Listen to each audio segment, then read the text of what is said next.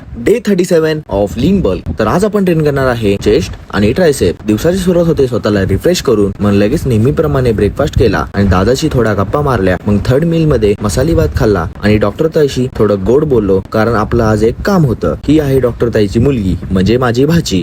मग कपाटावरून हा बॉक्स काढला, तर या बॉक्स मध्ये आपल्या कामासाठी लागणाऱ्या सामग्री आहे. तर काम असं आहे की आपल्या लेग्स ला करायचं आहे वॅक्स, कारण पायावरची केस असल्यामुळे लेग्स वर प्रॉपर मसालच दिसत नाही. म्हणून बोललो वॅक्स करूयात. मग लगेच वॅक्स करायला सुरुवात झाली. ही मशीन चालू केली, मग त्यात ही पेस्ट टाकली आणि ती पेस्ट गरम झाली की वॅक्सिंगची प्रक्रिया सुरुवात केली. आधी लेग्स ला पावडर लावलं आणि ती गरम झालेली पेस्टला कॉर्ड्स वर स्प्रेड करून आणि ही स्ट्रीप त्यावरच लावली. मस्तपैकी स्ट्रीपची टेकली की रापटीने त्याला खेचायचं, म्हणजे केस आणि माणसाचा जीव दोन्ही सोबत निघून जाईल. मजाक करतोय. वॅक्सिंग दुखतं पण खूप फायदेशीर असतं. ते आपल्या डेड सेल स्किन ला रिमूव्ह करतं आणि लेग्स ला चांगलं ग्लो देतं. असं म्हणत थोडं पेन सहन केलं आणि वॅक्स झाल्यावर लेग्स चांगले पुसून घेतले. मग जरा बाहेर गेलो. आता माझ्या बहिणीने एवढं माझं काम केल्याबद्दल त्यांना काहीतरी खायला आणणं हे गरजेचंच होतं. त्या दोघांना हे खायला देऊन आपण प्री मील मध्ये पेरू खाल्ला आणि 2 रुपयाची कॉफी घेऊन गेलो जिमला. जिम मध्ये गेलो तर हा बिल्डर 30 kg चा पेअर हिट करत होता आणि सुरुवातीलाच माती खाल्ली. जाऊ द्या, मस्त वॉर्मअप केला आणि चेस्ट वर्कआउटला स्टार्ट केलं 2 सेट ऑफ इन्क्लाइन डंबल प्रेसने.